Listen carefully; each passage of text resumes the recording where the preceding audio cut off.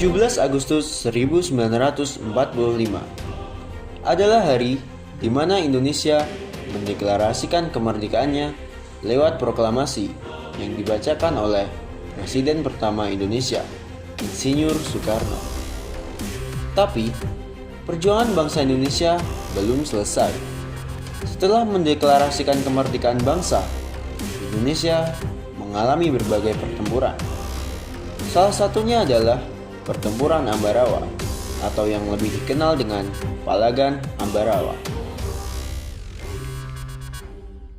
Pertempuran Ambarawa sendiri berawal dari tentara sekutu di bawah pimpinan Brigadir Battle mendarat di Semarang untuk mengurus tawanan perang dan tentara Jepang yang berada di Jawa Tengah. Kedatangan sekutu di Semarang ini awalnya disambut baik oleh rakyat Indonesia, mengingat tentara sekutu berjanji tidak akan mengusik kedaulatan Indonesia. Mr. Wongsonegoro sendiri, yang pada saat itu menjabat sebagai Gubernur Jawa Tengah, juga menyepakati akan memberikan bantuan berupa bahan makanan dan berbagai keperluan untuk kelancaran sekutu dalam menjalankan misinya. Namun, ketika pasukan sekutu dan Nika telah sampai di Ambarawa dan Magelang untuk membebaskan para tawanan tentara Belanda, para tawanan tersebut malah dipersenjatai, sehingga menimbulkan kemarahan di pihak Indonesia. Insiden bersenjata timbul di kota Magelang, hingga terjadi sebuah pertempuran. Di Magelang, tentara sekutu bertindak sebagai penguasa yang mencoba melucuti Tentara Keamanan Rakyat atau TKR dan membuat kekacauan. TKR Resimen Magelang dengan Letkol M. Sarbini membalas tindakan tersebut dengan mengepung tentara sekutu dari segala penjuru. Namun, mereka selamat dari kehancuran berkat campur tangan Presiden Soekarno yang berhasil menenangkan suasana. Kemudian, pasukan sekutu secara diam-diam meninggalkan kota Magelang menuju ke Benteng Ambarawa. Akibat peristiwa tersebut, Resimen Kedu Tengah di bawah pimpinan Letkol M. Sarbini segera mengadakan pengejaran terhadap mereka.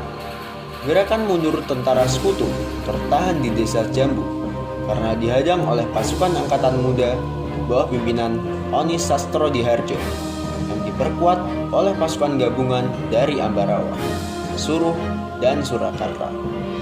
Pihak sekutu tidak menyangka mereka akan mendapat perlawanan yang sengit dari bangsa Indonesia.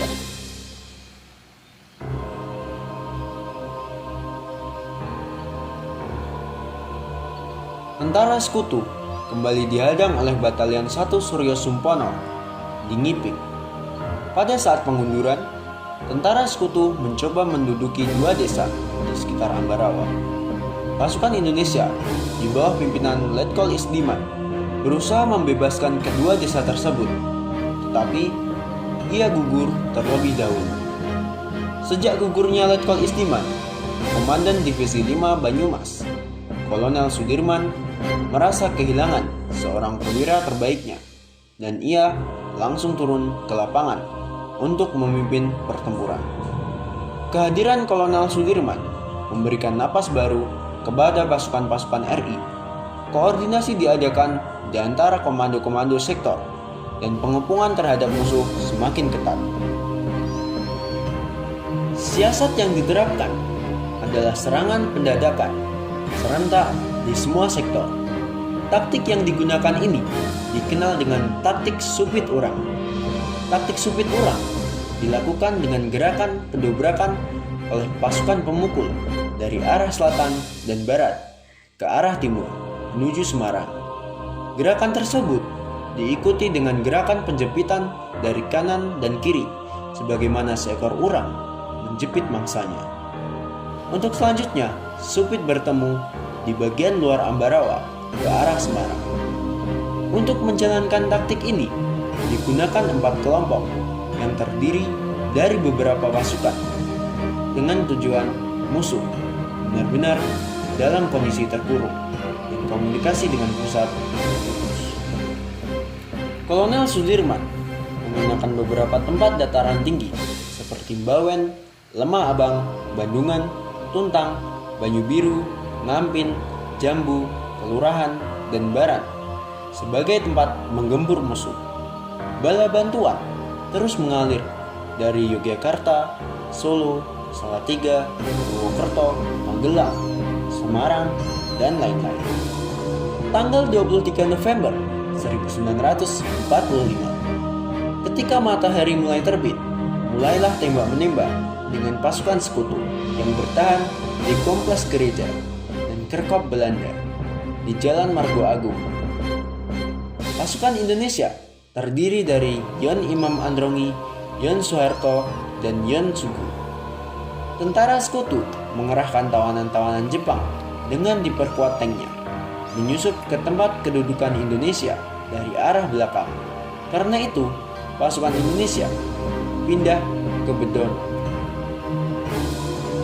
Pada tanggal 11 Desember 1945, Kolonel Sudirman mengadakan rapat dengan para komandan sektor TKR dan Laskar.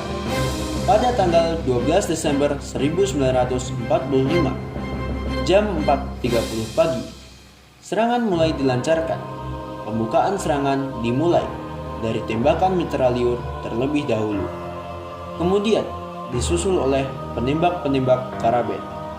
Pertempuran berkobar di Ambarawa. 1,5 jam kemudian, Jalan Raya Semarang-Ambarawa dikuasai oleh kesatuan-kesatuan TKR. Pertempuran Ambarawa berlangsung sengit. Kolonel Sudirman langsung memimpin pasukannya yang menggunakan taktik gelar supit urang atau pengempungan rangkap dari kedua sisi sehingga musuh benar-benar terkurung. Suplai dan komunikasi dengan pasukan induknya diputus sama sekali. Setelah bertempur selama 4 hari, pada tanggal 15 Desember 1945, pertempuran berakhir dan Indonesia berhasil merebut Ambarawa dan sekutu dibuat mundur ke Semarang. Kemenangan pertempuran ini kini diabadikan dengan didirikannya Monumen Palagan Ambarawa dan diperingati Hari Jadi TNI Angkatan Darat atau Hari Juang Kartika.